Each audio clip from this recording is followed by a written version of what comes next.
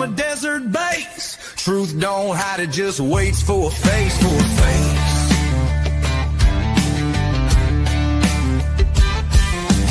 Big footprints in a pine slick path. Bob Lazar files with a government laugh. Court dates lost in a sea of red tape. We ain't 10-4, we just stay awake. True crime tales in a borrowed voice. We speak for the silence, not by choice. Got boots on the dirt and eyes on the skies, digging up stories they hoped would die. Might, truth, and thunder, we don't back down. With a Bible in the glove box and boots on the ground. Aliens, lies, and backroom deals. We break that silence, 'cause the soul feels real.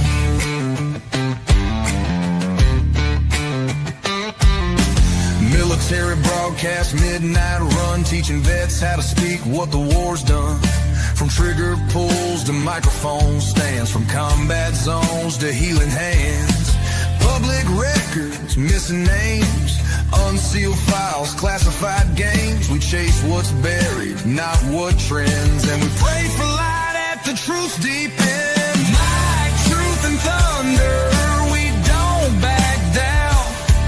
With a Bible in the glove box and boots on the ground. Aliens, lies, and backroom deals. We break that silence, 'cause the soul feels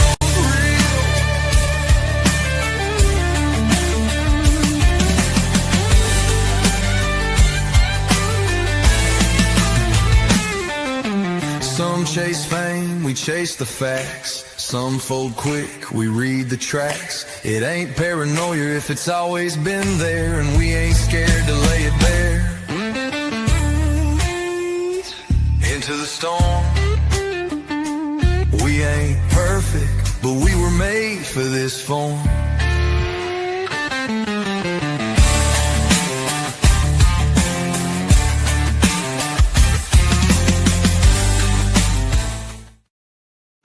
Hello, everybody, and welcome to Into the Weeds podcast. I'm Amber. And I'm Laura. And then we also have Millennial. Hey, everybody. How's it going? Hey. So we are here to talk about CrimeCon. I hope everybody has had a very blessed week, have, done something good, and so we're just going to we're going to be here talking about what we experienced this week. Yeah, it's been a long week. We had a lot. All exhausted, but we had a lot of fun, and it was really refreshing how many people were receptive to our information and what we had to say, because all of us kept expecting pushback, and there was so little, hardly any at all. And what little pushback we did have, as soon as I just showed them one or two things and we just explained it just a little bit more, they're all kind of like, oh. And very few people even had a positive opinion of Gypsy to begin with, even the ones that thought that she was, that the whole story was pretty much true. Yeah. So was that your experience, Colonial? Yeah. Definitely. People tended to go to right away, well, I don't approve of the murder, and I think your sentence was a joke, but, the Munchausen by proxy, that was a bad deal. And we'd follow up with, well, if we have information here where it seems like that might not have been all it was cracked up to be. We're not finding in the medical records we have that the Blanchards released to the public, or released to someone who released them to the public. We're not finding evidence that Dee Dee actually medical abused her. What we're finding is that Dee Dee said more things than were really happening in order to get more things for Gypsy from charities. And it was like a light bulb, a switch would flip in their eyes. Oh my God, do tell, where can I see more of this information? Yeah, that's pretty much how it went. I mean, nobody had a positive thing to say about her, which was interesting, because I really thought that, like Laura said, we would get a lot more pushback, and we had no idea that book was even up for an award when we got there. I think it was the night after we had set up, and it was right before CrimeCon in the morning, and we're like, shit. Yeah, I found out the day before too. We're like, And- oh, she showed up. Yeah, so I just mentally prepared for the idea in my mind that there would likely be a lot of Gypsy supporters there who would be like, what are you even doing, kind of thing. And I was just mentally prepared to talk to them, but that really wasn't what happened. Most everyone we talked to also was shocked that her book was there. And I think, Laura, you talked to one lady who had just bought her book. Yeah, I talked to somebody who had just bought the book, and she didn't tell me that until about 15 minutes into the conversation. So I just kind of was telling her about the whole thing. And I made it very clear that we're not trying to necessarily destroy Gypsy Rose. We're just trying to like make the narrative very clear of what did and didn't happen based on facts and evidence. But she was just like, wow, she was really surprised by all the stuff that I was laying out for her. And she's like, well, I'm still going to read the book, but I'm glad that I know what's really going on now. And I'm kind of upset that I spent that money on it. So you kind of came up with a cool idea that you and I executed. Oh yeah, we did do a little activism. And crap, I just blanked out. No, sorry. You're fine. There was a detail I wanted to say. Give me a minute. No, you're good. Yeah, but as far as the book situation went, you and I with our little activism, Yeah. I don't know if that was what you were thinking about, but we decided to go up and we took some of the pamphlets and we put them inside of her books where they were for sale in the merch store. We did do that. I do have. And she got 1970 to take a video of it kind of from afar. We were trying to be slick about it. And I'm like, yeah. And like you were saying, Millennial, I was preparing myself for somebody to come to the table and actually like have a real challenging discussion. And we did have some challenging discussions as far as like, or not challenging, but we had real conversations with these people. We spent all day, every day there talking pretty much. We did not go to any of the breakout sessions except for one. We stayed there about 10 minutes and I started falling asleep. So not because it was boring, but because I had been on all day, every day. Yeah. And so when I sat down in the dark, I was ready to go to sleep. I'm ready to go to sleep. Oh, I remembered what I was going to say. Laura said, y'all made it clear that, your goal is not to destroy Gypsy. And a few people did ask, what's the point? They were knowledgeable about law. They're true crime fans. So they read up on things and they know it's not likely that she could be retried or anything like that, or actually go back to prison unless she reoffends. And so I always made clear that our point is we're concerned about her influence and the fact that she was able to get out and immediately become an influencer, not only on social media, but with her lifetime deals, and that we want to get the real narrative out there so that doesn't happen. And then we also brought up how kids and teenagers have posted on TikTok, Gypsy, we understand why you did it. And there's a real concern about kids being influenced by this. And I talked to Mike King, who is a lovely human being. Wonderful, wonderful man. He was involved in the takedown of Warren Jeffs of the FLDS. And I made the point to a lot of people because I went to more sessions than Amber and Laura did. And Mike King's was one of them. And I then also met him with the meet and greet. Me too, jerky girl. I know, right? And I asked Mike King if there has ever been an instance of one of the abused children in the FLDS murdering their parents to get away. And he said none. Yeah. Not a single one. And so I found that very, very interesting. I'm going to do a whole video on that later, but yeah, I didn't mean to ramble on so long, y'all. Oh, no, not at all. No, I mean, I really liked Mike. And so in real life, I'm very serious, and I guess I come across that online as well. I'm not sure, but I didn't have a lot of time to actually talk to any content creators or, media or whatever. So what I did is Saturday night, I just decided before, everybody set up shop, I left the booth and I just started going down the row of content creators and trying to find people to talk to. And Millie the Mermaid, thank you so much. And Widowmaker, Warrior, and Cherokee Girl, you guys, thank you so much. We appreciate you guys. You do not have to do that, but we thank you very much. Yeah, so what I did is I just kind of, not a photo bomb, but I kind of bombed them all really quickly. Okay. And I was just like, hey, my name is Amber Deeds from Into the Weeds podcast on Military Broadcast Radio. And I had my little flash drives with me and my business card. And I just, handed them to them or laid them on the table. And I was like, we're trying to correct the media narrative on Gypsy Rose. In our opinion, we believe that she is a scammer and a con artist. And we believe that the story that's been told is not true. And so we have prepared for you these flash drives so you can actually look at the information yourselves.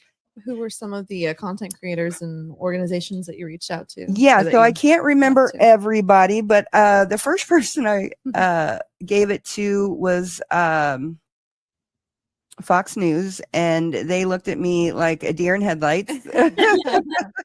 No, not phone news. Yeah, they were the only ones who were just like shocked when I came up to them, and they didn't know how to say anything or what to say, and they just said, okay, thank you. And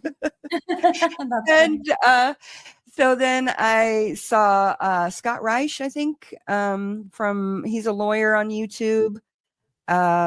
Mike King could not take the flash drive, but I did give him the QR code for the Google Drive because he still has a top security clearance, so he can't put anything like that in his computers. Understandable. Yeah, and then and he's a very lovely person, and I would have really liked to have spent more time with him, but I felt like I needed to get back to the booth, so I didn't spend a lot of time conversing. Let's see, who else? You gave one to Annie Elise, or someone gave one to Annie? No, I gave one to Annie Elise. Actually, I did. I gave Annie Elise the QR code to the website and talked to her, and then you took her a flash drive and stuff because I didn't have it on hand at the time. Yeah. Okay. So I took one to her. You took one to Crime Weekly. Yeah. So I actually got to speak to Derek Levasseur. He was in Big Brother. I think he's on a TV show right now with maybe even like Gabby Petito's parents. Yeah, something like that. And he also does Crime Weekly, and he's super cool. I've been aware of him for years now, and he happened to just kind of be by himself. So me and one of our awesome subscribers, Lenny, which we want to give a super shout out to her. She made a bunch of cool pens for us to sell for. Awesome. She was so cool. Yes. And she gave us like the coolest pens. They're upstairs. Maybe I'll show them on a community post or something like that. But she made them for us to sell for donations for MBR. So that was super cool. But her and I went over there, and I just had a normal conversation with the guy. He's pretty down to earth. And OT, you can't get underneath my dress. Sorry, he's pawing at me.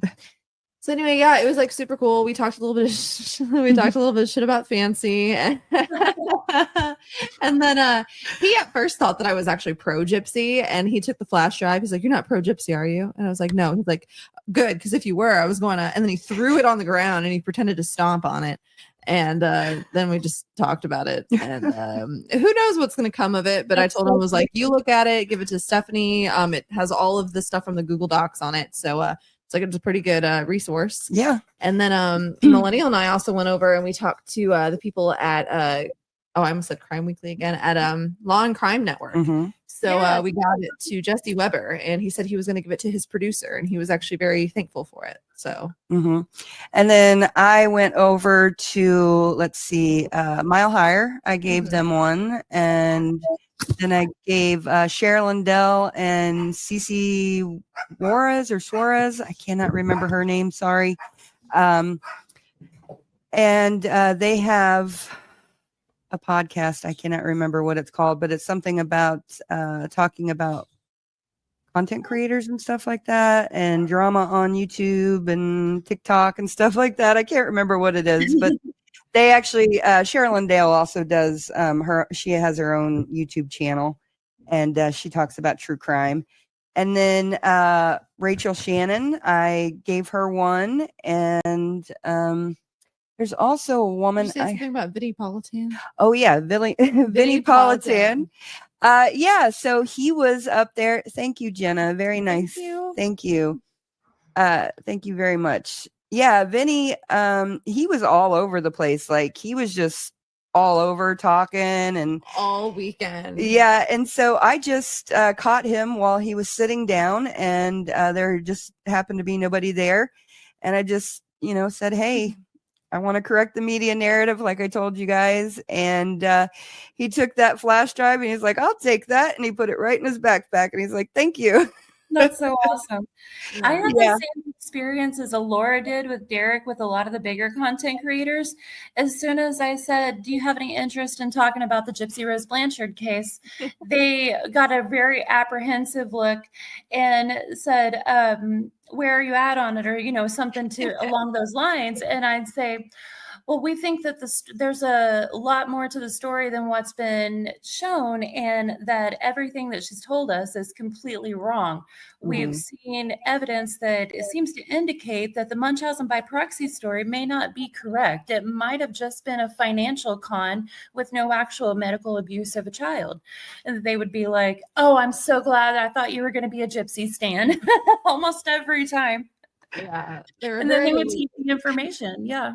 Yeah, that's pretty much how everything went. Even the people that came up, it was like they were really apprehensive at first, and they're like, oh, thank God, I thought you were pro Gypsy. I even had oh, I'm sorry, Laura. I think we've got more people in the chat now than before, and they're wondering about the book being nominated. Did we I can't remember because we did so much stuff. Did we verify that the books could be self-nominated by the author? I can't remember if we looked it up or not. Yeah, I actually, somebody told me that at CrimeCon, and then I believe somebody did a video on it while we were out. And yeah, so from everything I understand, it seems to be kind of like, how Meghan Markle goes and buys awards and nominations and stuff like that. Yeah, it's pretty much the same thing. So when I found that out, I just about died laughing. I was like, oh my gosh, one more thing to connect Megan and Gypsy together. And we all got on the CrimeCon thing a little late, so we just had like standard passes and stuff like that. So we didn't end up attending the Clue Awards, which is the exact award ceremony that her book was up for. But from subscribers and friends that were there, it seems like it might have been all crickets whenever they announced Gypsy's name. Like everybody else got like standing ovations and applause and woo, but it was like just completely silent whenever they said something about Gypsy. So yeah, I got a message that someone was willing to buy a ticket if I would go film that award, but those awards, from everything I looked up, those were only available to the higher level passes, which were sold out when all of us decided to go. Yeah, they were sold out. And plus, I kind of just wanted to experience CrimeCon in its raw form. Yeah. Like, I wanted to just see what it was all about because, I had never been. And I honestly, to be honest, I was very curious how it was going to go because part of me was kind of afraid that this was going to be glorifying true crime, like being weird about it. And thankfully it was not. For the most part, everybody was there to really come together to learn about new cases, to cover, to solve. And so that was a good thing. I'm glad I stayed in the trenches, so to speak, and really talked to a lot of the people who were there on the ground level getting things done and stuff like that. I mean, even as far as, coordinators and stuff for CrimeCon would come up and talk to us. And yeah. Spending a lot of time on the expo floor like we all did. I mean, I think 1970 and I went to 2 or 3 2 or 3 sessions when y'all only went to one and didn't stay for the whole one. So like we all spent a lot of time on the expo floor talking to people, and we, not just big people, like we talked to any podcast that seemed like they would be interested. A lot of smaller ones that I'm going to put when I do a video on the whole, CrimeCon wrap up thing that I'll be showing and tagging. A lot of smaller ones showed a lot of interest too, which is awesome. It's great. Yeah, I actually gave a USB or flash drive to Shut Up Trisha as well, but I don't think that was the podcast that she was actually promoting there. But she seems really cool. So and then we had lots of people come up to our booth wanting to do things with us. I'm not probably not sharing. Yeah, I'm not going to share everything, or I'm not going to share it, but there were a couple of instances where we got really, excited, not because of who it was or anything, but just the fact that people, valued what we were doing and wanted to collab with us. So there's some really cool opportunities. Yeah. And I think it's okay to be excited that some of them were bigger channels because of the fact that we want exposure for this information. They were, so, some of that, what we're not saying until it's, time to announce and later confirmed and stuff. It was some bigger channels. It was really heartening. Yeah. Especially one that we actually, I had never even heard of them before, and I'm not going to say who they are, but they're pretty big. And, that we had a conversation, that was actually personal because the person actually is living in my hometown right now. And so I got to highlight Athena Hogan's case and Michelle Crawford's case, which was just such a blessing for me because I want so badly for those two cases to be solved.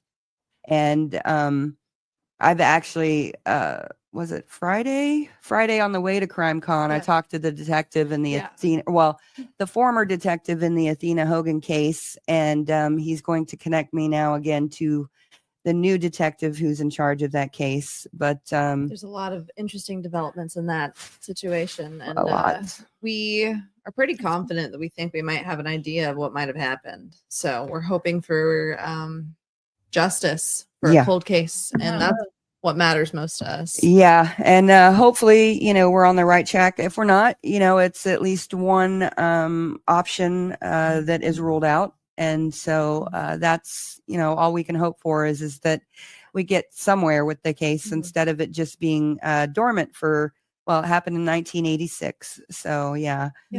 And thank you, Joy. It's good to see you. I haven't seen you in forever. So yeah, so that was our experience. I mean, we saw all kinds of people, walking around and stuff, but I'm really weird about like stopping people. Yeah. And especially like asking for pictures or anything like that. I'm really weird about it. I'm not sure why, but I just have this thing where I don't like doing it. I don't like. Well, I'm sorry, Laura. We started talking at the same time. I saw Stephanie Harlow once, but she was in the hallway and she, like a circle of people had gathered around her. And, it really wasn't a meet and greet. She was trying to get somewhere, but she was being super polite and sweet and talking to everybody and taking pictures. But I didn't try to get in the circle because, like you said, Amber, it's not just social anxiety or awkwardness, it's politeness too. Whenever that's not a designated time for them to give to their public. So, but personally, I got recognized by a few subscribers and I was so excited. I loved it. Me in the hall. It was so fun. I know. I was very shocked that people actually knew who we were. I was like, oh, wow. We met some really cool people. Yes. Awesome people. And I know that we posted on our community tab, but I believe it was Lexi that had a very interesting shirt that says along the lines of Gypsy Rose is a dirty little liar. Now, I want to make it very clear that was her own shirt. We thought it was really funny, but we don't have it for sale. I think someone asked if it was for sale. Yeah. She made that herself. Yeah, it was her personal deal she made. It was so cool. She was Cherokee girl. You don't have my autograph, but you have my emails. You're good. That's sweet. No, yeah, and yeah, I saw Colby Ryan. I didn't stop him or anything. He's a lot taller than I thought he was. You saw Burke Ramsey, which Yeah, I was was a very shock. shocked. I was very shocked that he would be there. Me too. Or yeah. and the dad. But Yeah. you know, Made a little more sense to me, John Ramsey being there, because he's done a lot of active work in Mhm. the case. Not to say that Burke hasn't, just the only thing that I can think of relating to Burke in recent memory was the infamous Dr. Phil interview. And so That was I'm just tough. shocked that he would show up there. I'm not blaming him or accusing him of No. anything, but just a lot of people have. And so just the fact that he showed up there just surprised me. I think it showed that he's serious, honestly, in my opinion, because I don't see somebody who, is all wrapped up in actually being, guilty or something like that, really, like actively taking part in stuff like that. And his dad's going to pass away. Mhm. He's old. Yeah. So somebody's going to have to take up that torch. And, maybe it's I'm not Burke. deep in that case, but I could see someone doing the activism as a cover. True. I don't know. I'm not going to definitively say what I believe, but I've always kind of side-eyed. So I don't know. I'm not making any accusations definitively against Yeah. people now. I'm not informed enough, but it seems. If you guys don't mind, I want to answer someone in the comments who Yeah, asked go if 1970 enjoyed it. Yes, he did. He really didn't have a clue at first what it was going to be about. He didn't quite get it. He was like, so this is a podcaster convention? I'm like, well, no, not exactly. And, told him about the big names that are there, the different things they do, the retired detectives and stuff like that. And he actually ended up talking to one of the booths that was run by an ex-FBI profiler and stuff like that, and bought several books and had a great time and was really impressed. And something that surprised both of us is, we hoped obviously that it wouldn't be any, glorifying crime and that type of thing. And I also understood with what was it, 10,000 people attending? I don't even know, but it felt like it. It was a lot. Yeah, I can't. I thought I read somewhere it was an average of 10,000 bought tickets, but I can't remember. But there were thousands of people there, and you can't control what attendees do. There might be people who come who actually do like to glorify crime. But as far as the people there, what really surprised us was how very many people had come and paid to set booths up that didn't really have even a podcast or anything to promote.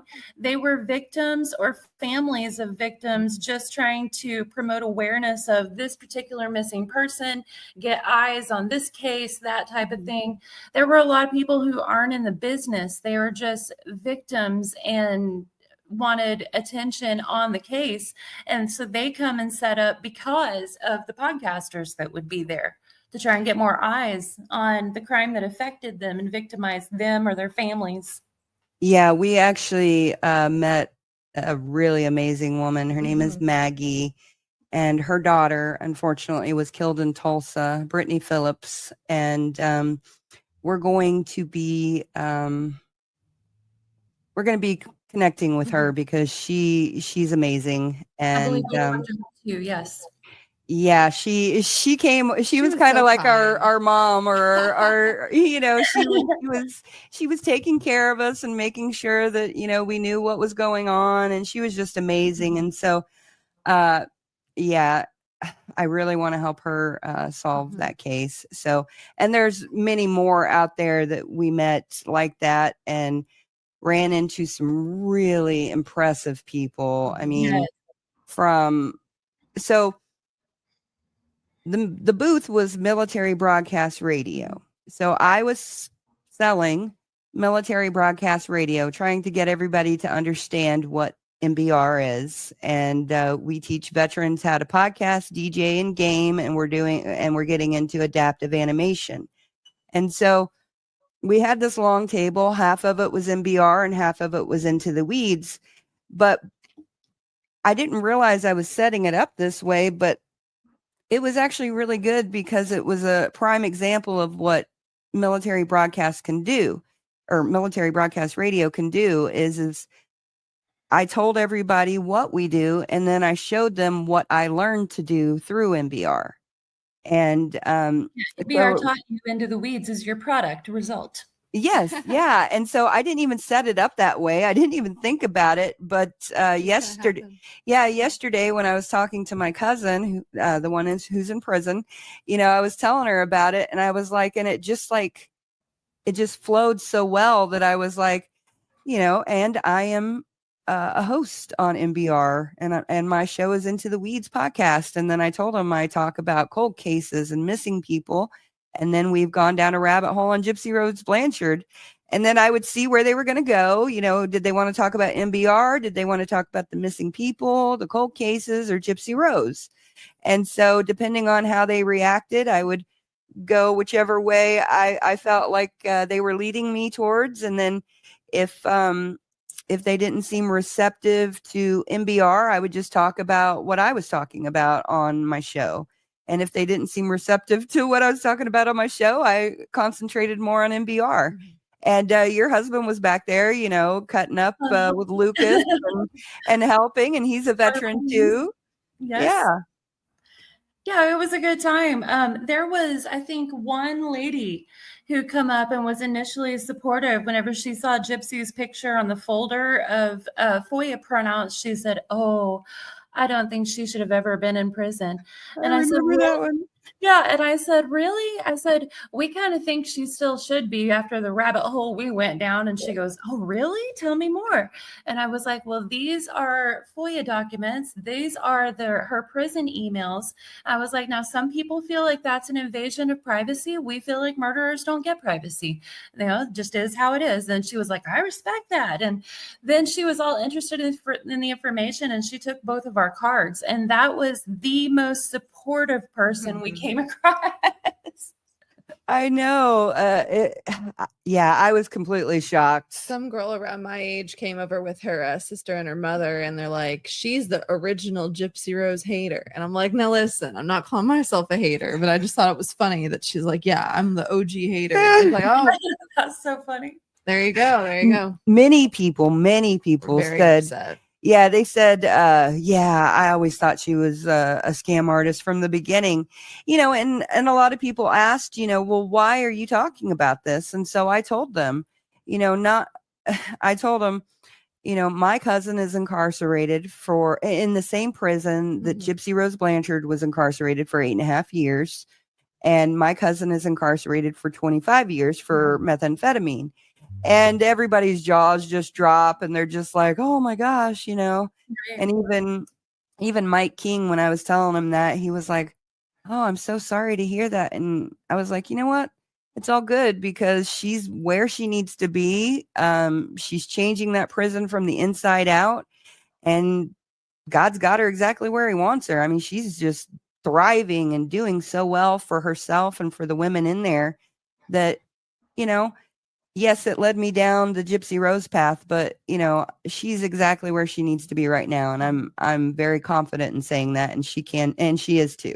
Yeah, taking advantage of all the options like that. She's the type of prisoner that makes you happy that they have the kind of options that Gypsy just squandered getting. Spray tans and femdoming old people, whatever. Yeah, right.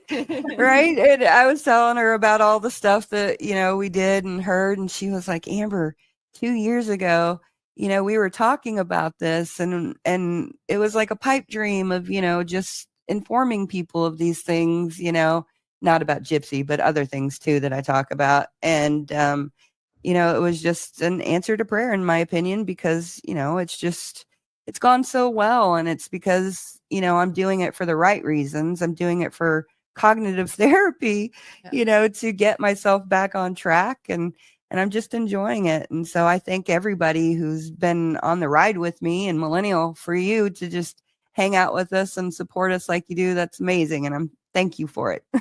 Oh, well, yeah, we had a great time, and thank you, because, when you're at CrimeCon, being behind a table makes you more official. It gets you more attention, more opportunities to talk to people. And I didn't pay for a table there. I decided to go at the very last minute. And y'all generously just immediately invited me in 1970 behind your table, legitimized us, had us working with you, talking to people. And we really appreciate that. Yeah, you're welcome. Thank you for coming along. Yeah, I felt like we were able to get a lot of stuff out. You're the only one who can remember the damn micro deletion. I know. Laura eventually, like, she would be talking to someone and give her spill, and eventually she would just turn to me when she got to 1Q21.1. Say that and then go back to my conversation. Exactly. I did the same thing. I'm so sorry for using and abusing you on that one, but it's quite all right. It was just funny. Yeah, numbers just fly out of my mind. So yeah. There was even a lady that was there that's brother had a micro deletion. I thought there was one that had a daughter. No. Oh, brother. Okay. Brother who had a micro deletion. And I was like, damn it, I wish that Millennial was here because she asked me which one it was. I was like Q101 point something like that. I Yeah. should have made you a note, but shoulda, woulda, coulda. We think of everything now. Yeah, and I gave her my information and want her to reach out. So if you're listening, please reach out because I would like to have an honest conversation with you about what your brother actually experienced with that or does experience now with that. Absolutely. Just to be educated, and know a little bit more about that disorder. How it works. Mm-hmm. Yeah, Absolutely. I mean, a lot of people don't know it's like in the same kind of family as Down syndrome. It's just instead of having an extra chromosome, you have a little less of one. And Yeah, I have no. it manifests in different ways. That's not me making any kind of statement about, either thing, but that's something that she specifically pointed out. She's like, yeah, a lot of people don't know that. And I was like, yeah, I mean, that's fair. So yeah, and and I want everybody to know, I know that some people were worried about, the flyers that I printed up being, what is it called? not great. Yeah, not great. But you know what? I used those, and I especially used the one where she talks about sacrificing her daughter's virginity to Nicholas. I used that as the point to, I went through the micro deletion. I went through everything. And then I said, hey, this is why we still talk about this. Mm-hmm. This is why we worry about her having a daughter. Yeah, why we worry about her having a daughter and why we just worry about her in general, because somebody who is thinking like that is probably not safe to be out there just doing the most. Yeah. Definitely not safe to be influencing teenagers on OME TV and TikTok and Lifetime. No kidding. Yeah. But yeah, with the flyers or whatever, at least any flyer that I handed out, I kind of went over and explained everything. And then I just kind of pointed out a couple things that were on the flyer just to kind of, back it up because it's in writing. I will say that font is a little hard to read though. Yeah, but you did a good job. It was all first me time doing it. I was no help to her as per usual. You did a good job. I love you. Well, thank you. Her asked me to help her with a few things, and then I decided I would just go, and then I didn't help with the things she specifically asked because I showed up in person. I was busy packing and planning that.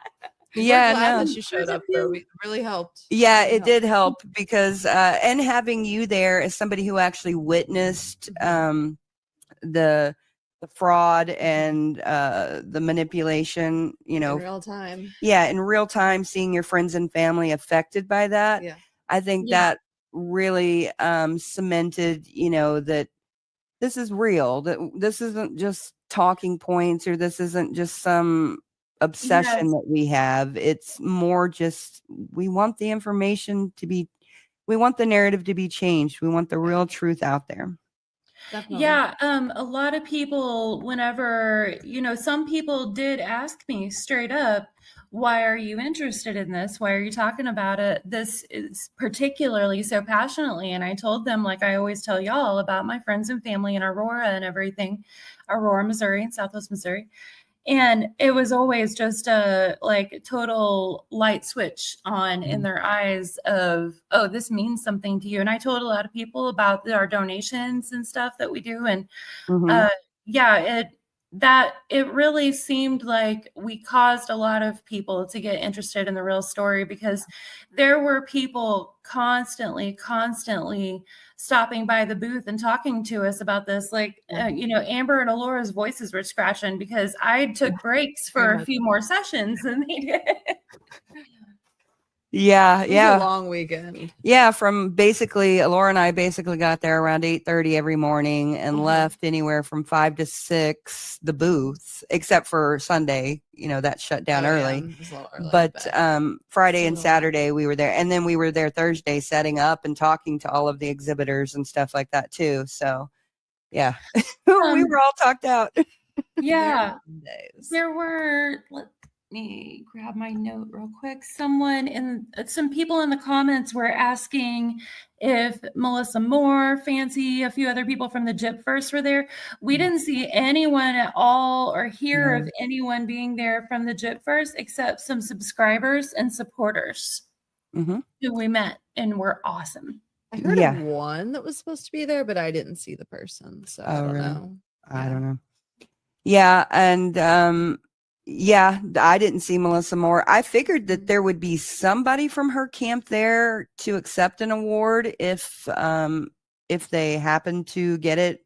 I didn't think they would, but just in case. Thank you, 1970s. No, you rock 1970s. We were just talking shit in a bar for a while. Oh, yeah. We all went to a steakhouse bar at the convention center, and the four of us, and had a drink, had some food, and just chilled afterwards. Those drinks were strong and they were good. They were. Really good. Yeah, they were good. They were good. So was the food. The pork belly was really delicious. Yeah. And we're gonna do it next year, I think. I'm still contemplating whether I want to get a booth or not. I don't like. I like the fact that MBR got the exposure.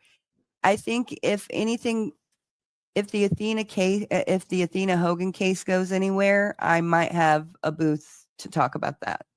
Yeah. Cool. I'm down for anything. I still think it would just be fun to go and experience and see what's going on then, meet some more people. And I thought it was overall a positive experience. I did find some of the merch was a little like true crime is cutesy, and that kind of threw me off a little bit. I'm not a big fan of that, but I don't think anything was within ill intent. It wasn't like they had serial killers on the merch or anything. No. But, a few people had like I can't remember what it even said, but I'm too afraid to quote anything to accidentally call out someone in specific. Yeah, right. But 1970 says he was essentially kidnapped to CrimeCon. He was essentially kidnapped, and then we made him drive us around. Wow. Essentially kidnapped. Well, at least it was by a member of the media. No. We saw like a media room, and we were like, "Oh, we need to make like a little video of that." We were going to do that. I forgot that we were. I'm a member of the media. You're not a member of the media. You're Sarah. There were quite a few people that actually brought up Fancy on their own. It was not us. Yes. And no one had anything positive to say. No. Surprise. Oh my God. He could have done a chest bump video. So I guess we can talk about it now since the deadline has passed. Oh. But Fancy sent Military Broadcast Radio a cease and desist for me last week, I believe, or 2 weeks ago, something like that. And we had until September the 2nd to respond. The MBR lawyer looked it over, and he said ignore it because there was no legitimacy behind it. Yeah, it wasn't a legitimate cease and desist. There were no bar numbers for a lawyer or anything like that, and it was done with ChatGPT. You could tell. She also misspelled your last name. Yeah, she misspelled your last name. The ChatGPT prompt. What? The subject of the email was her ChatGPT prompt. Yes. Yeah, and she also used my online name, Alora Flowers. That's my mom's maiden name. I use it, but she could have done 2 seconds of thinking and put in my real name. And She also, the thing that she mainly tried to get you for was you discrediting or questioning her military service. And Fancy, if you're watching this, because I know you have like your people watch this for you, even if you're too lazy to do it yourself. We've never questioned your military record. I know a lot of people have. It's not up to us to really kind of decide if that's true or not. Do we think there's some weird inconsistencies? Probably, but that's just because you can't tell a story straight to save your life. But I really believe that you were in the military. So for all that it's worth. And I have done a lot in the background trying to tell people that I'm not going to ever try to comment on it, because I know in the military that not everybody's service experience is the same. Mm-hmm. And some of the things that I've heard her say could very well, in fact, be true. And I have gone through some of that. So, according to her, she was in a med hold situation. I was in a med hold situation. So I know how it goes. So in the background, unbeknownst to Fancy, I was actually defending her. And she thought that it was a good idea then to attack me and tell me to quit defending her, I guess. So I guess we're not defending you anymore, except for this by saying, hey, Fancy, I think you did something in the military. That's it. I'm leaving it there. But we did tell another one of the creators that were there about the cease and desist. Actually, we only told her because she told us that she framed your cease and desist. And I'm not going to tell you who that was. And you're just going to have to, you're going to have to rack through your brain on all the people that you've ever sent a fucking cease and desist to. Yeah. There you go. Someone found it quite hilarious that Fancy put a cease and desist to me on TikTok to 1980. Yeah, 1980. That's legally binding. Mm-hmm. You know, and I hate to like trash her or whatever, but she's her own worst enemy. And, Oh, yeah. you know, and I wasn't going to say anything, but a lot of people that haven't looked like bigger names and stuff that haven't looked into it have not looked into it because they don't take you seriously, Fancy. Yeah, that Fancy has harmed the cause of actually exposing Gypsy Rose so much with her meltdown behavior constantly that a lot of people who have had curiosity about the other side dip their toe in, they find Fancy, and they're just like, oh, never freaking mind if that's how it is.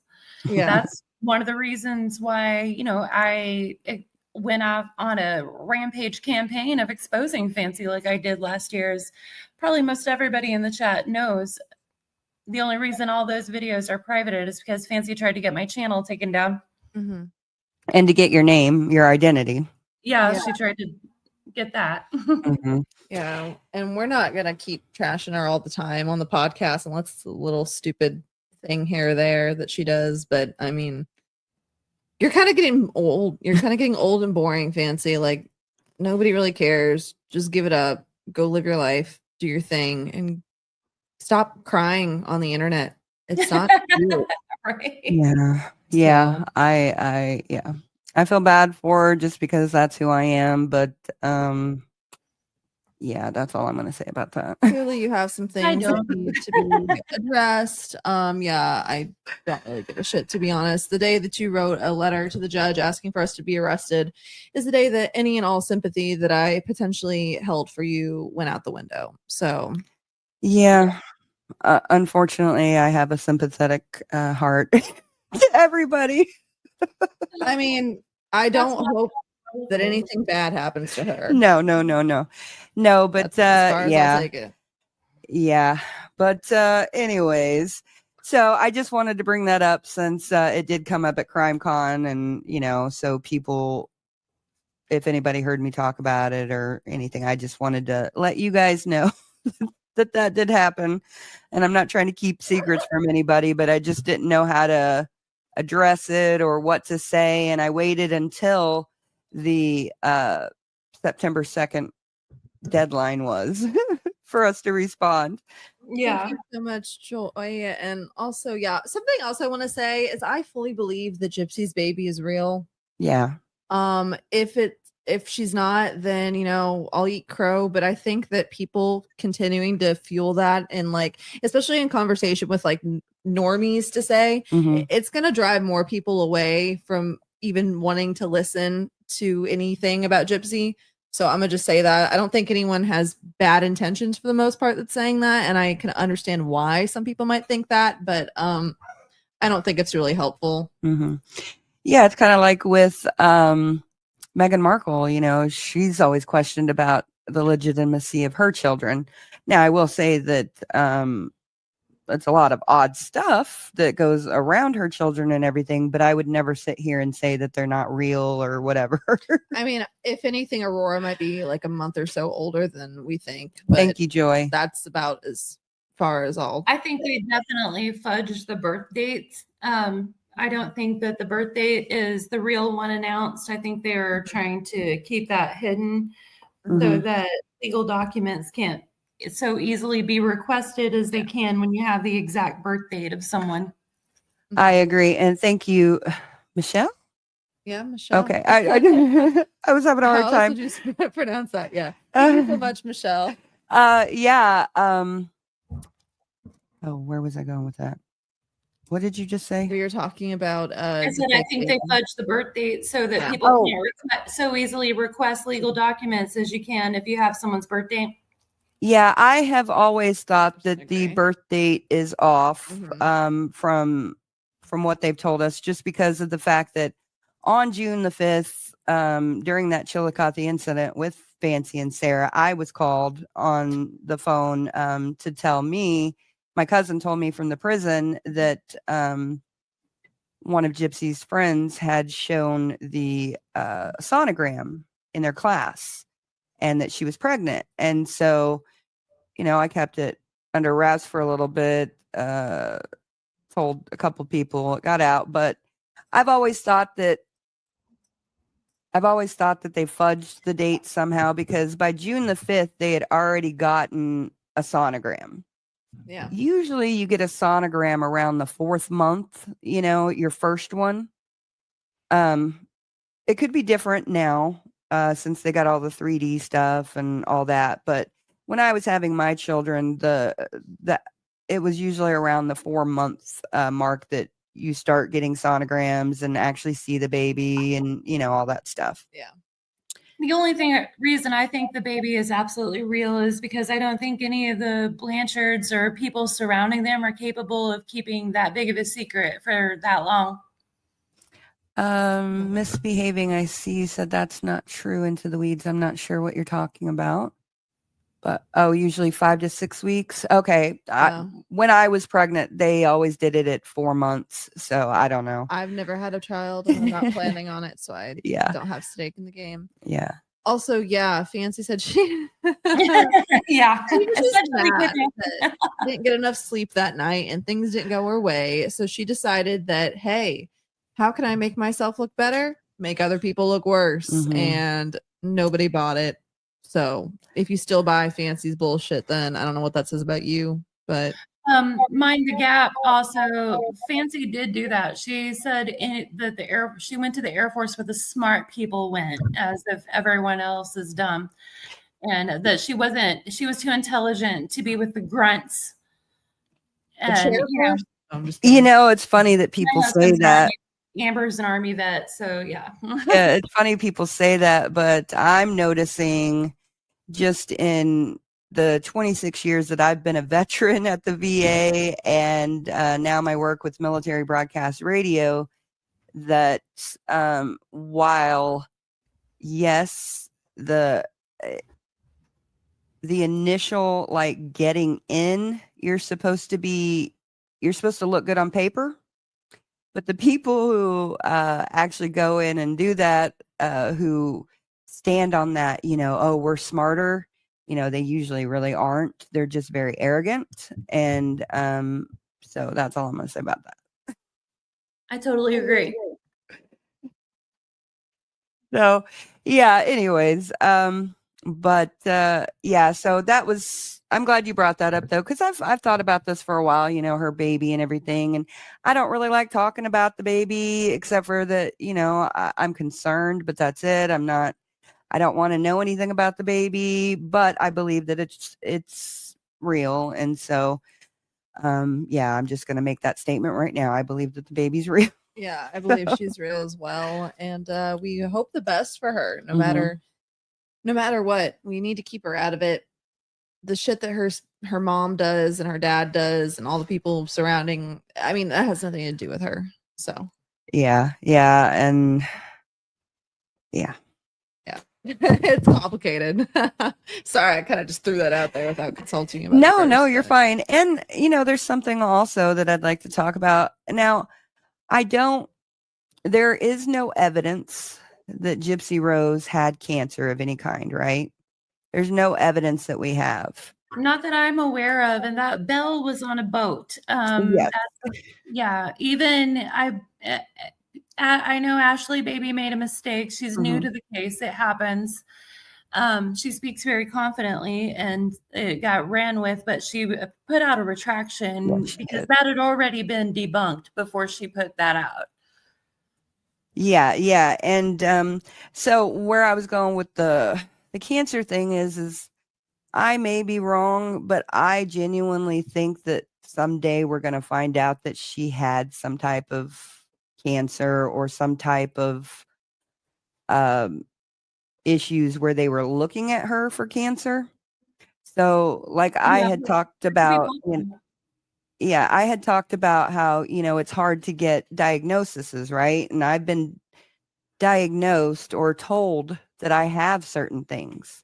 And one of them was non-Hodgkin's lymphoma. And that was back 20 years ago, because it was after my son was born.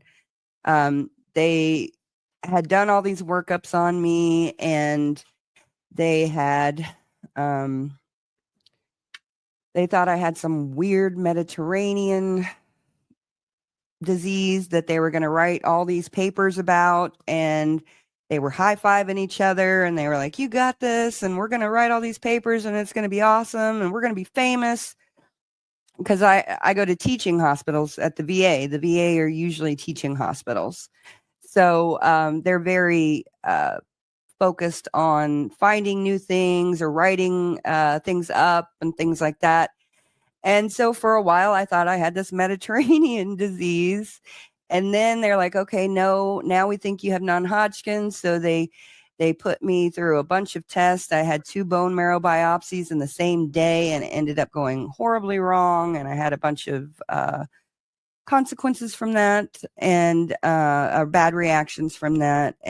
But there for a while, I was told, you have non-Hodgkin's lymphoma. We're just doing the workup, the proper workup that we need to do, but we're very confident that you have that. So I may have said I was diagnosed with it. I was told, you have this, okay?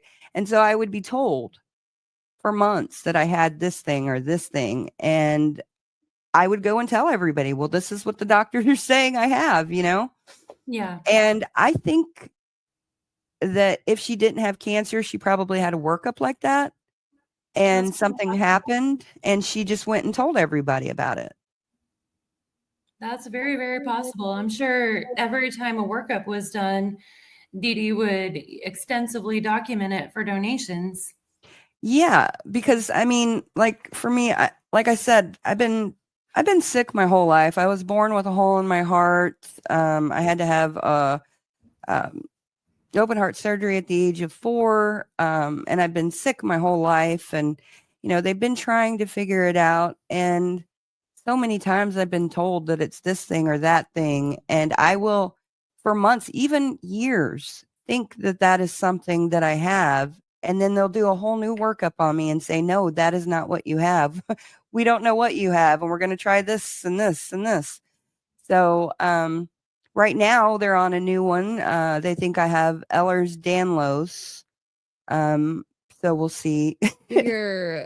Do your joints pop out? Yeah, I have hypermobility. I definitely have hypermobility. Because my cousin has Ehlers-Danlos, Yes. and it's like pretty severe. Yeah. Along with POTS sometimes. I don't think I have it at all, but a lot of people I know with POTS have that as well. Mm-hmm. Yeah. And so, yeah, it's just hard to get a diagnosis. And sometimes you will get one, or the doctor will tell you this is what you got, and then you don't have it. And then And then it's like a whole nother letdown. It's like, oh, well, I don't have that. So what is wrong with me? And then you got to go to the next specialist. And the VA is really good about, sending you from one doctor to the next, saying, oh, that's not my problem. I don't know what that is, Well, and yeah. some doctors will guess, but speak very definitively. Mhm. And, sometimes they can do that, go with overboard research, or do that with being dismissive. Like what I shared on the Slacker show when we were on there, and the, years long journey to get to my POTS diagnosis. And I wasn't trying to get a diagnosis. I just kept getting 911 called whenever I'd faint in public. And I kept ending up in the ER via ambulance from fainting in public, and then I'd be okay. And POTS wasn't well known in the late 90s, early 2000s. Mhm. And I had a doctor one time who just got really frustrated at me fainting out of my chair again, and said, listen, you're just one of those Hollywood blondes types that faints easily. That's it. Yeah, that's Basically, terrible. get out of here. And there are doctors who will just definitively say to you, this is what it is. And sometimes that can be in the context of them thinking they've got an extensive diagnosis or in dismissiveness, but they can be so wrong, just like content creators. They can feel very, very sure and be totally wrong. Yes, that is totally true.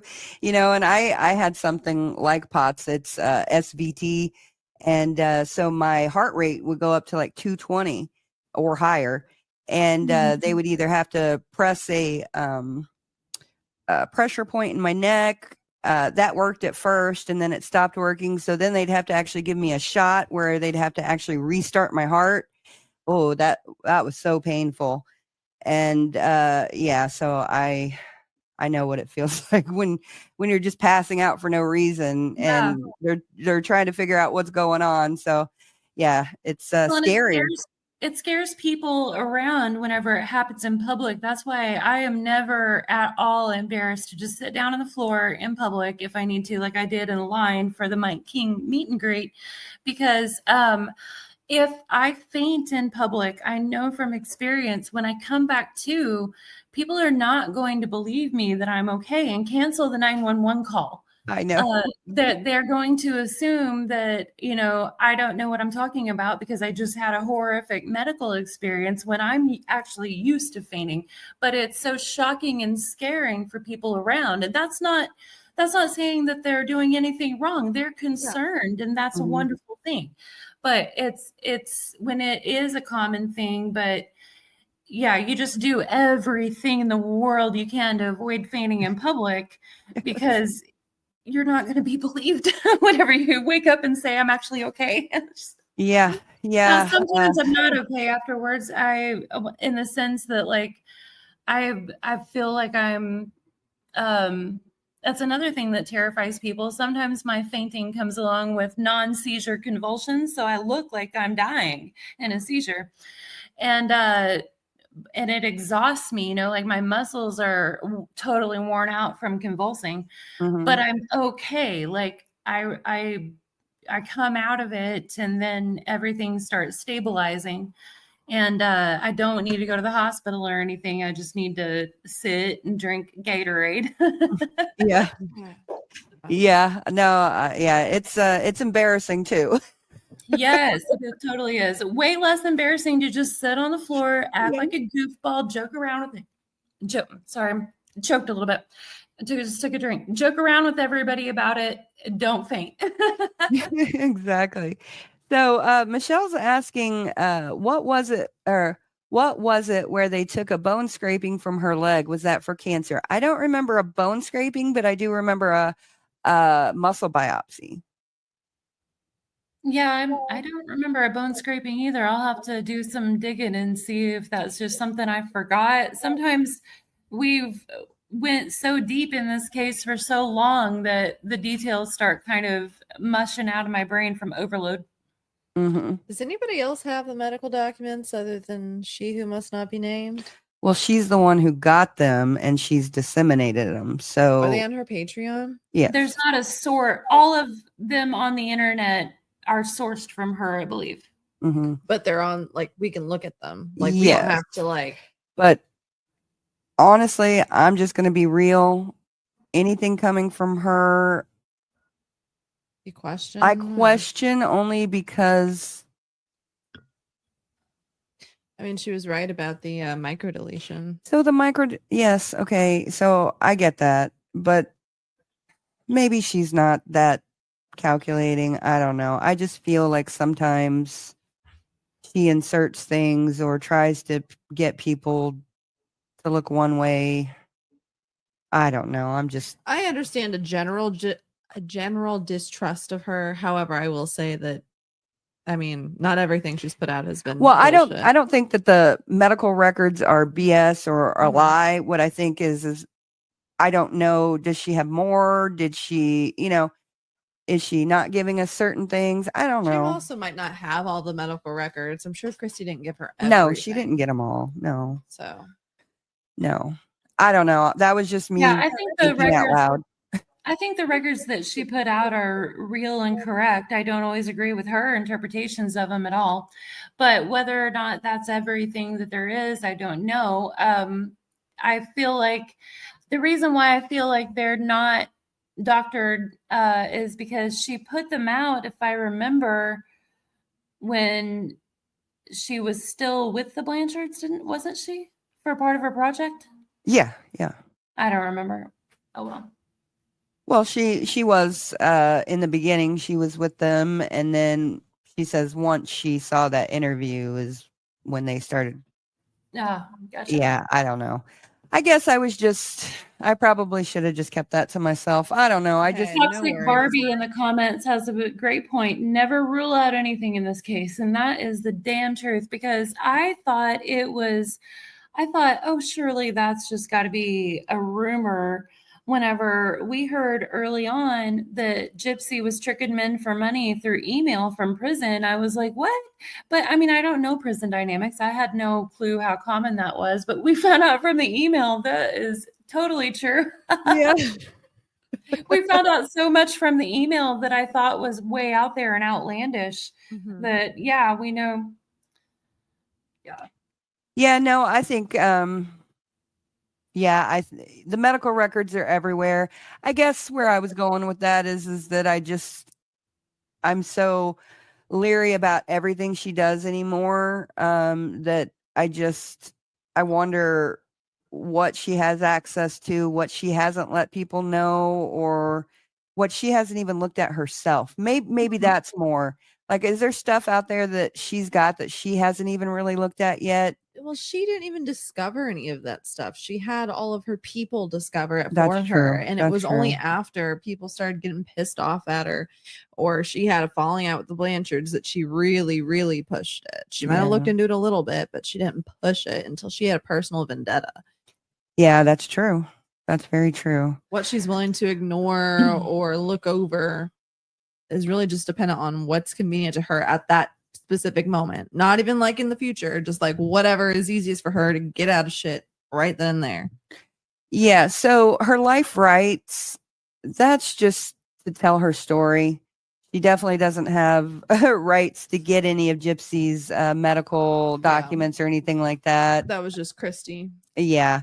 I So think the life, that rights, that bullshit contract that Fancy had is why she feels like she can try and gatekeep this case and be mad at us that we went to CrimeCon and talked about it, kind of thing, that we get credit for the work that we do on it.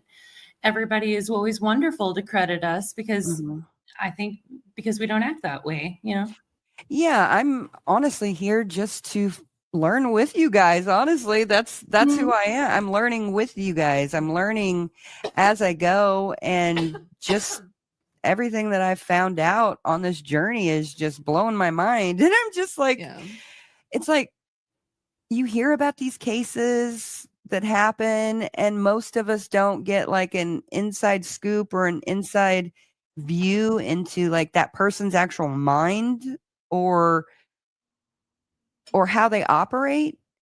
But with this case, we've got her emails that actually show like what she's thinking and how she talks to people and everything. And I'm just blown away. And thank you, Mandy, so much for giving those to us, because Thank you, Mandy. it is a huge thing, you know, to be able to have this kind of insight on a criminal like this and to use it for further study. In my opinion, I think that one day somebody's going to take these emails and do a research project on it, looking at the criminal mind. Also, Mhm. Blue, there's no way she would have been able, even if she would have been able to pull the strings to get the booth and pay for it and all that stuff. One, she'd be scam crowdfunding for it. She probably wouldn't never end up even going. And if if she did actually end up showing up to the thing, she would end up getting kicked out because she'd act like a fool. Well, there are so many people there that do not like her, and we were told over and over and over again. By so many people. And we're not talking small creators. We're talking No. about big time people who want Big absolutely people. nothing to do with her. Big people, some of them who were initially afraid that we were Gypsy supporters, when they realized we were anti-Gypsy, they were like, "You're not with Fancy, are you?" And we're like, "No, no, no." Yeah. Yeah. Also, I have to respectfully disagree on this. I do not think that Fancy is a good person by the way that she's treated us when Yeah. my mom did nothing but try to help her. Yeah. And no, she's just, I'm sorry, she's trash. So And I don't say that about a lot of people. Amanda says she would love a new documentary from all the evidences available. Yeah, I'm actually, you know, the reason I'm collecting all of this is for historical preservation. And so I think that if a real, you know, documentarian or somebody that really, a researcher or something that wants a good documentary that they can actually sink their teeth into and actually like pull out facts and stuff, this is one of the one of the cases that you can actually do that in, where you have everything except for Nicholas's file. And I just wonder what's going to be in that file, because when I asked the records person in Greene County about the file, I told her, I said, I don't want repeats. I don't want the same stuff that I got in the Gypsy file. And she said, no, this is all new stuff. This is all different stuff than you've gotten. So I wonder what's going to be in there. Yeah. I was thinking about that when I was talking to people about the case. It's like, we know so much, but we're going to know even more once his legal options are exhausted. Miss Behaven's asking what file. You're talking about the FOIA request on Nick that is on pause until his current habeas corpus option and everything going on is completely exhausted. Yes, correct. So I have asked for that, but I've been told, you know, not to really talk about him or to go over any of the evidence about him until his legal options are exhausted. I will not get his emails misbehaving. I feel like that's too much. Yeah, he's still in prison. And he's already been victimized enough. Gypsy is a different thing. Gypsy is somebody who's out there living her life and influencing people. So profiting. So I believe that was okay, but I don't think it's okay to go look at his emails or anything. Not Miss Fancy Pants. There's a cool person named Miss Fancy Pants. Not Miss Fancy Pants. But yeah, she did. She did. Sorry, I thought that was funny. Fancy the essentially kidnapped. Yes, and we watched that whole thing go down. So yeah, that was so interesting. Though honestly, I wouldn't give it up for the world, because that is like the freaking. I'm sorry, that was so funny. It was funny. It was hilarious. Looking back on it, at the time, it was not funny. I was like, oh shit, oh shit, oh shit, oh shit. Yeah, but we're working on something else. So it's going to go well. I already know it because I'm going to be in charge of it. So we're going to be interviewing people in Springfield.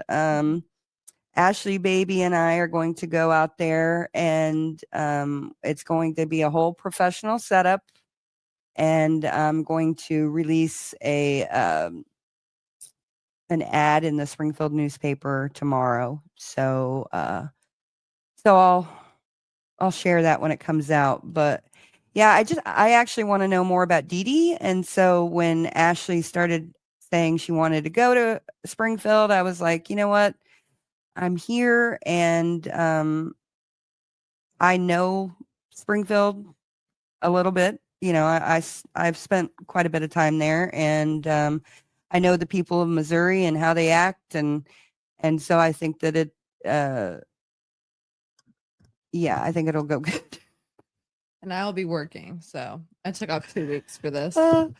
I'm a little nervous, you know, just because of the whole thing with Fancy, but it's going to go good, and I think that I'm excited about it because I actually want to know about Dee Dee. I don't want to know about Gypsy. So what we're going to do is go to Springfield and just set up. And if anybody wants to come to us and talk to us, they can. If they don't, they don't, you know, and I'm not going to push it. I'm not going to seek out any interviews or anything like that. I'm just going to let them come to me if they want to.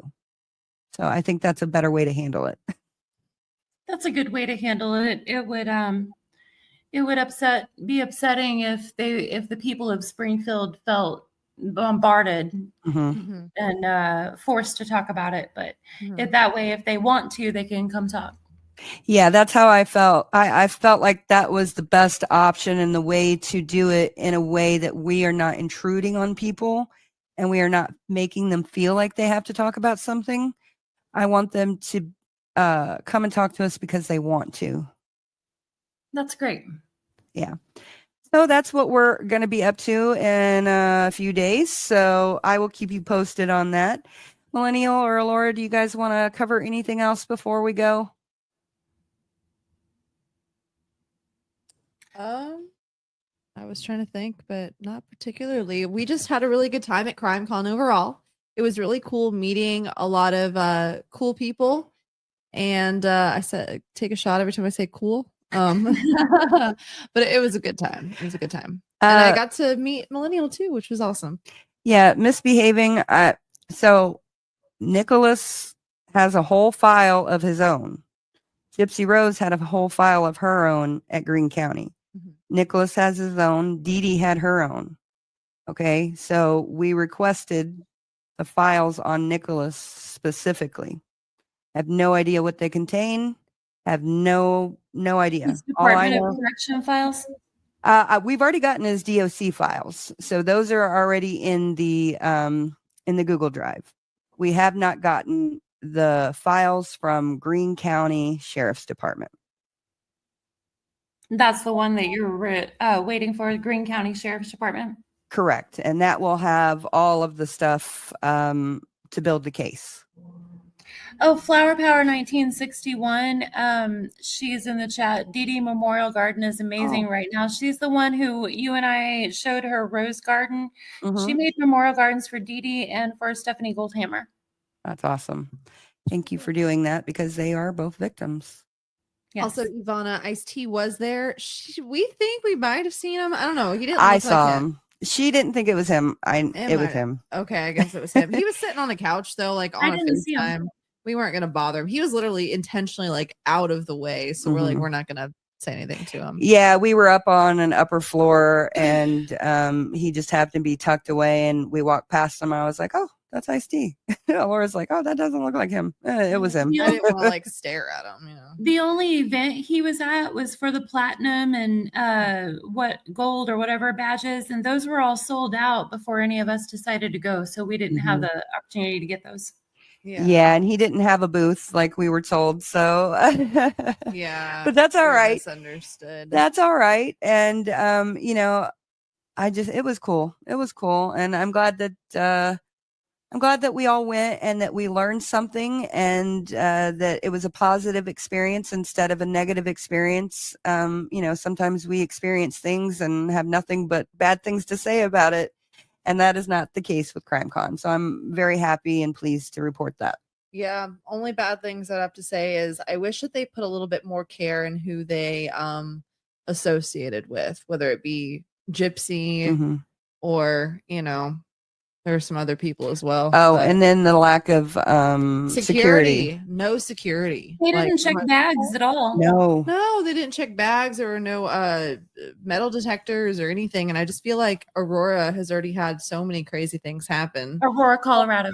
Mhm. Yeah, Aurora, Colorado. That's the Yeah. suburb of Denver we were in. Aurora, and not Yeah. Gypsy's daughter. But yeah, there's already been so many crazy things that have happened there. So you just think like anything could have happened. So that's a critique. Yeah, that was the only things that I really saw. And other than, I mean, well, no, all conventions have the, you know, VIP and galas and stuff like that. Didn't bother me. No. And I'm just not one to go to those things. So, yeah, I highly doubt I'll ever will. But if I ever get invited, I may go, but I'm not going to like spend my money to do anything. I honestly like would have went had they been available. I'll just be honest. No, you're good. I was interested in the award type thing just to see what was going on, but I didn't feel the need to sit and drink cocktails with Nancy Grace or any, you know what I mean? Ivona Live for Love. There were security guards there. Like it wasn't there that there was no security. It just really surprised us that they didn't do any sort of bag check with all the bags people brought in, and that there, you know, metal detectors or anything. That felt a little strange for CrimeCon, but yeah, overall there were no problems. So, and there were uniformed police officers and security guards all there that we saw all over the place, and there were no issues. Yeah. And Joy, we did see Nate Eaton. He was around, but I never talked to him. I saw so many people. Lauren Mathias, Chris McDonough, lots of people I just can't think of right now. So yeah, it was a full house. All the true crime people were all in the same place together. So it was very interesting. It was very I interesting. would guess, what would you guess? I would guess that at least this is probably a high percentage guess, but I would guess that about 40% of the booths there were of victims' families or associates or whatever, trying to bring attention to a missing person or a specific case that they're looking for answers on. Like, it was really shocking to me how many were there, and I tried to take as many photos and as many flyers and stuff, information from all of them as I could, and talk to them about their cases for future videos, because you really feel different when you talk to someone involved than you do just reading it. Yeah. No, and Maggie, Brittany Phillips' mother, you know, that she really touched us. And so I'm going to reach out to her today and see if she can come on. And hopefully we can, we're going to have a lot of content, I think, from this eventually. Some of it may take a while. Yeah, some things are expected towards the end of this year / beginning of next year. Yeah. But there's some cool people that wanted to talk to us. So it'll be fun. Yeah, it will be. And so I thank everybody for, you know, just believing in us, you know, that we could do this, and supporting us and just, being here to come along the journey with us, you know. Thank you. Yes, y'all have been so supportive, and we appreciate it so much. So I guess we're going to say goodbye for today, but we will be back Saturday. I'm not sure who's going to be our guest yet or what our topic is going to be, but we have lots of options. So I hope that everybody has an extremely blessed day and that you go out and do something awesome to change the world for the better. I'm going to take a nap. Have a fun day, y'all. Bye, everyone. Bye, everybody. Ladies and gentlemen, thank you for tuning in to Military Broadcast Radio. As we wrap up today's show, we want to remind you that the podcast of today's episode will be available right after we go off the air. So if you missed any part of the show or want to listen again, be sure to check it out. And remember, we're here to support and honor our veterans. Your stories and experiences matter, and we are committed to giving you a platform to share them. That's right. We're here to give our veterans a voice. So don't forget to catch the podcast and stay connected with us. Giving our veterans a voice.